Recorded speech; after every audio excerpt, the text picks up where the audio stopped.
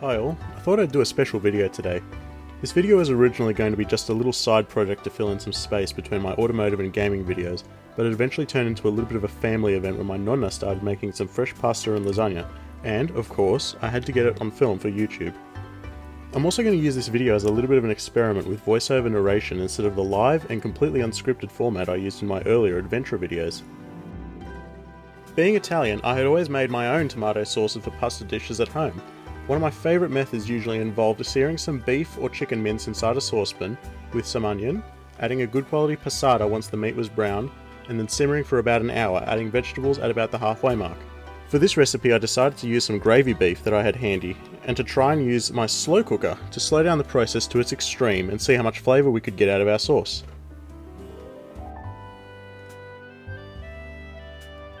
Now for some extra flavour, I've added a small amount of extra virgin olive oil to the pan here, as I want to increase the pan's temperature before I add a large onion that I've chopped into uneven sized chunks.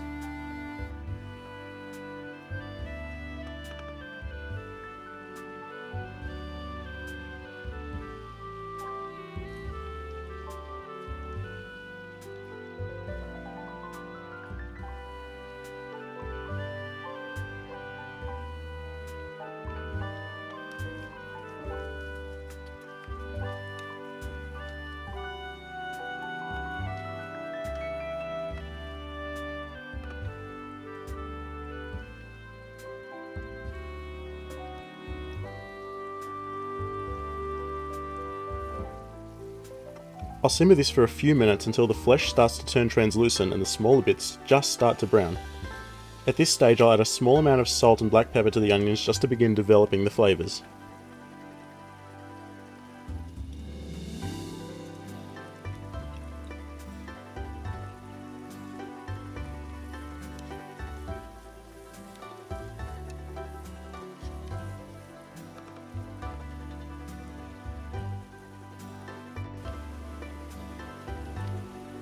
I'm also going to add an entire bulb of fresh garlic that I've crushed with the back of a knife and peeled. I also sliced some of the cloves into slivers just to have a little control over how they interact with the dish. Cloves that are crushed will take longer to incorporate into the dish, while the cloves that are thinly sliced will tend to brown and then melt into the sauce. You can see that the contents of the saucepan are now simmering very nicely with a consistent heat. That's one of the extra qualities of using that splash of olive oil from a little earlier. Now as the onions start to brown, I'm going to add 2 heaped teaspoons of paprika to the dish. I've liked adding some paprika to my sauces for quite a while now, and I've found that it adds a roundness to the flavours of the tomatoes and the meats, and it helps balance the garlic and onion flavours.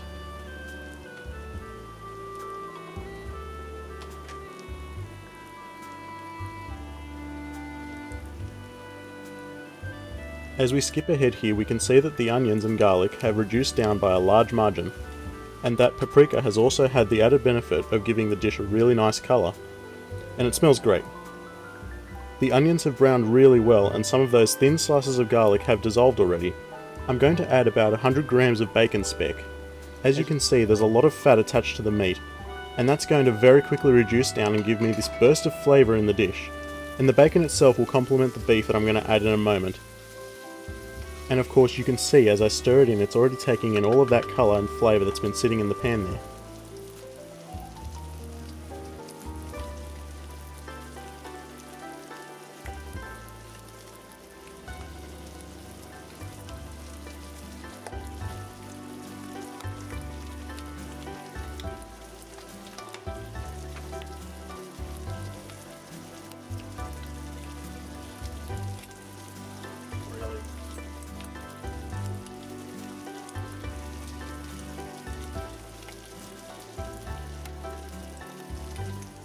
I'll let this simmer for a minute, and while I do I'm going to quickly add just a pinch of cumin, onion powder, garlic powder, and some Italian herb mix, and I'll stir that through thoroughly.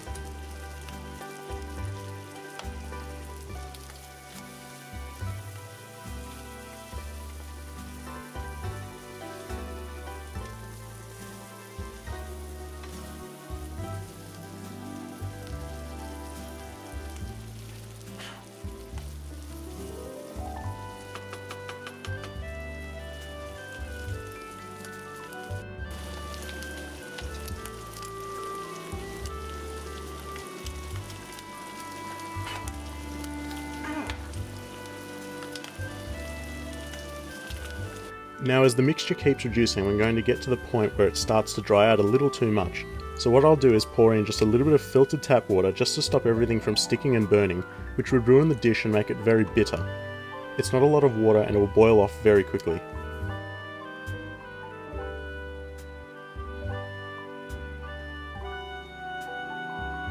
When it reaches the consistency of a thin gravy or a curry sauce, I'll take that as my cue to add the gravy beef portions. They've been cut into cubes, approximately an inch or so across. And these portions are very lean. They've only got a little bit of fat on their outsides, and that was one of the reasons why I added that bacon earlier.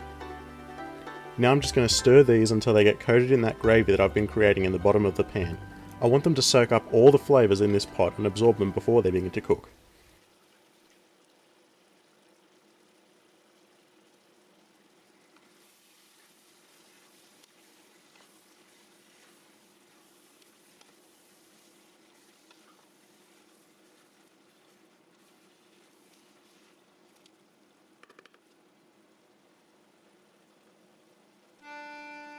Now as this cooks, I'm going to actually add those Italian herbs that I mentioned a moment ago, and after stirring them in, I'm going to add a little bit more water to the mix. I want to keep a lot of moisture in the dish because I don't want this gravy beef to get too tough. Cooking it in the slow cooker will partially help, but simmering it in a little water will gently heat it instead of focusing the heat onto one spot. This also helps, again, to stop my onions from sticking and burning.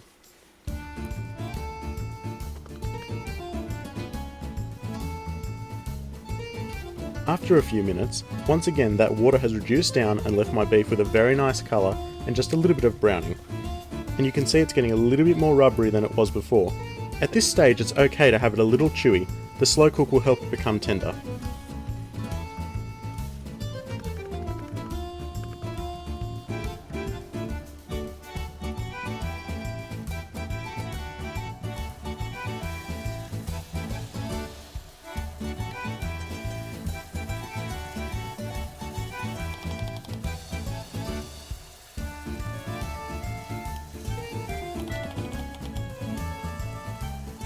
Speaking of slow cookers, I've added a small amount of water to the bottom of the bowl here, and I've been heating it while my sauce has been cooking.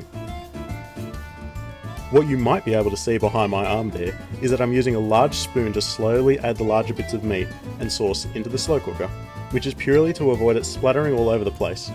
I'm also going to save my sauce just for a moment. I'll cover the meat with the lid and set my slow cooker on its high setting. As I transfer the camera back to the stove, you can see I have the sauce back on the heat and simmering away. Before it gets out of control, I'm going to add a leek, which I've sliced very thinly.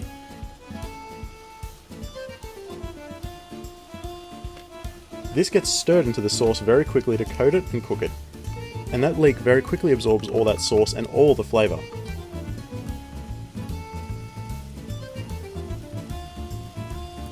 To this I'll add a full tin of diced Italian tomatoes.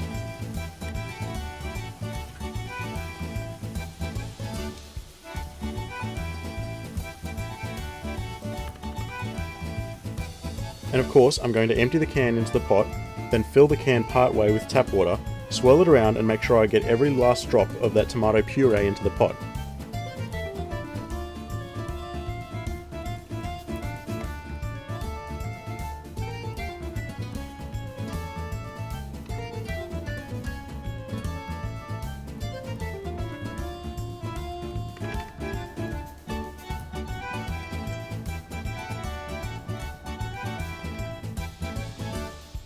Once again I'll let that simmer, stirring every minute or so.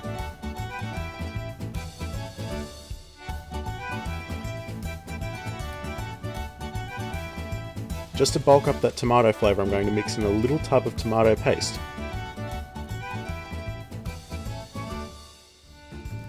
Again, I'll wash out the remnants with some tap water. And I'll stir that through until it dissolves. The tomato sauce is really starting to thicken up now.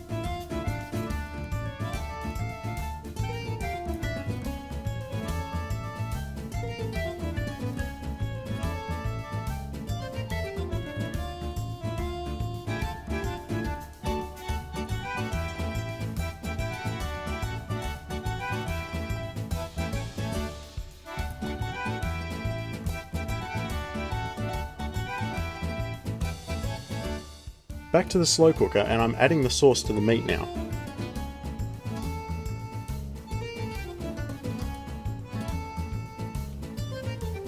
Again, I'm using that spoon to break the fall and stop it from splatting and making a mess.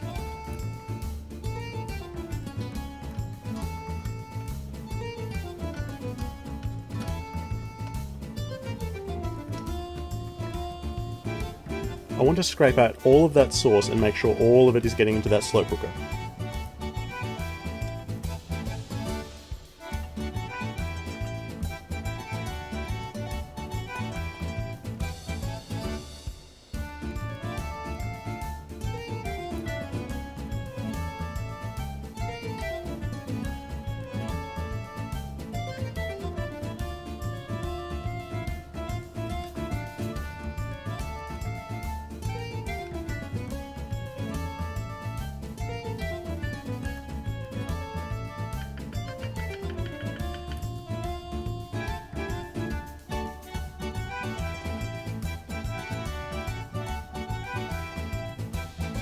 Finally, I'm adding some tomatoes that we grew on the farm, fresh, and I've been busy off camera peeling the skins off these. Usually, if you don't peel the skins off, you end up with these little flakes that end up floating around in the sauce, and they're not very nice. The usual way to remove them is to crush the tomatoes in a little device we call a passatutto. I'll put one on the screen now for you. They also go by the more generic food mill. They crush the tomatoes and leave behind the seeds and skins. What I did was freeze the fresh tomatoes and then thaw them out again. The skins fell off the tomatoes easily. I put the flesh into a bowl and simply poured them into the slow cooker. These fresh frozen tomatoes will bulk out the sauce and also provide a large amount of water to simmer and reduce as the sauce cooks overnight.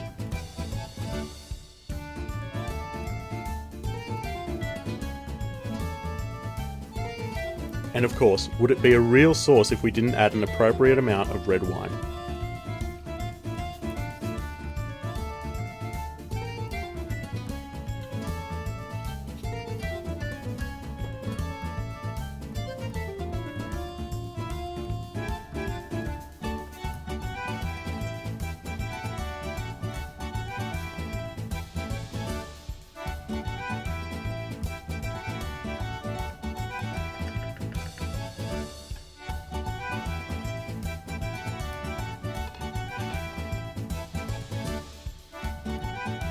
We return to the slow cooker around 12 hours later.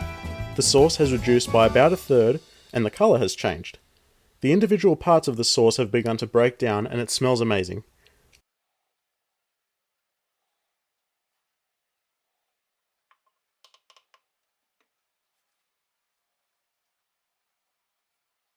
At this point, it's actually finished in terms of the cooking. All that's left is to use a little bit of bread for a taste test, and wonderful. As we transition into part 2 of this video, I want to just touch on the process of the lasagna, as it's something that's probably been covered a million times on YouTube already, but it was fun to work with my nonna. When it comes to making the pasta itself, I'm still very much a novice, but my nonna makes this process look easy.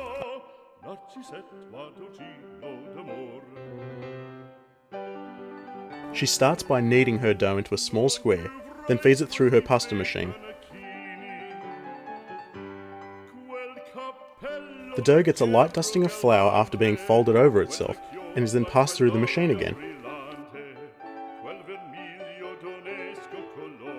The dough is cut into small sheets and is passed back through the pasta machine until it's the correct thickness. The process is repeated until there's enough pasta to make a lasagna.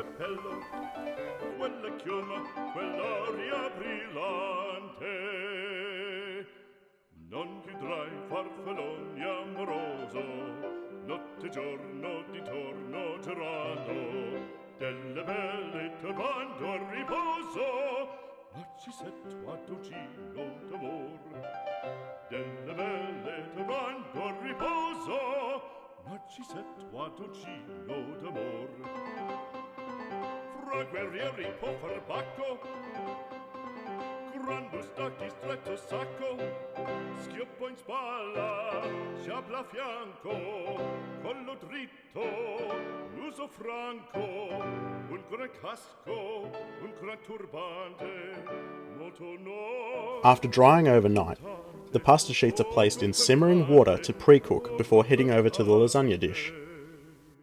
Ed invece del fandango, una marcia per il fango, per montagne, per valloni, con le nevi e salioni, al concerto di tromboni, di bombardie e di cannoni, che le porre tutti i tuoni all'orecchio fan fischiar.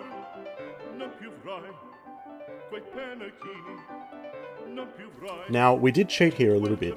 My Nonna had some of her own sauce that she had to use, so we mixed some of my slow-cooked sauce with her traditional sauce. Does your family have a traditional recipe for pasta sauce?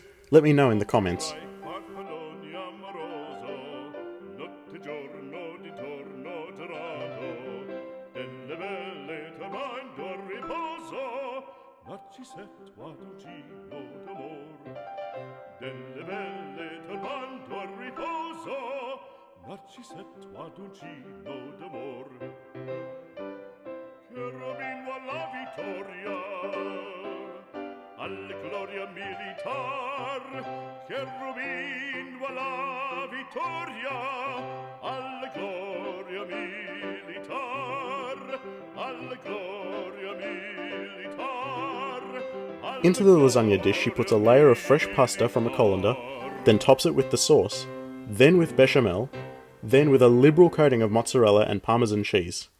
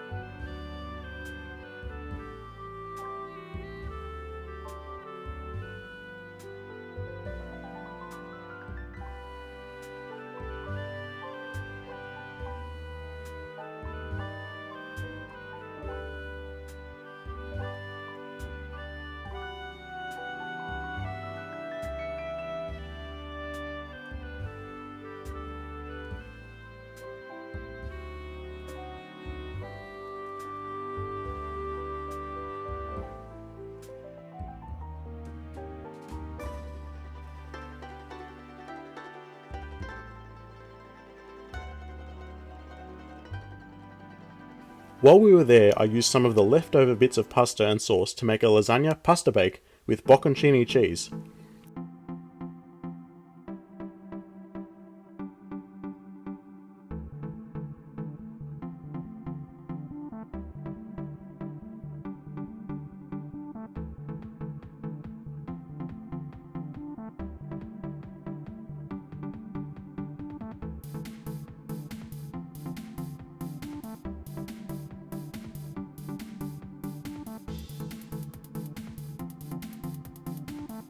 You can see some of the chunks of meat that were now nice and tender, which were placed down in my bowl along with the sauce and cheese.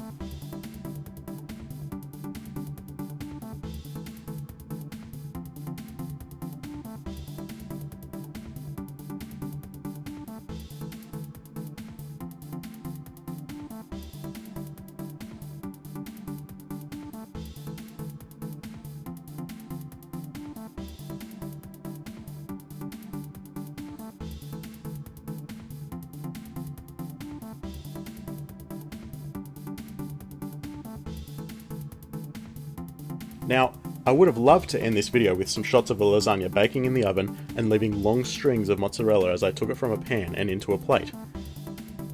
However, of the 3 dishes that we made, all of them were cooked and eaten before I had a chance to take any shots. All I can say is they tasted amazing, and it was fun to take some time out and help cook a nice meal for my friends and family.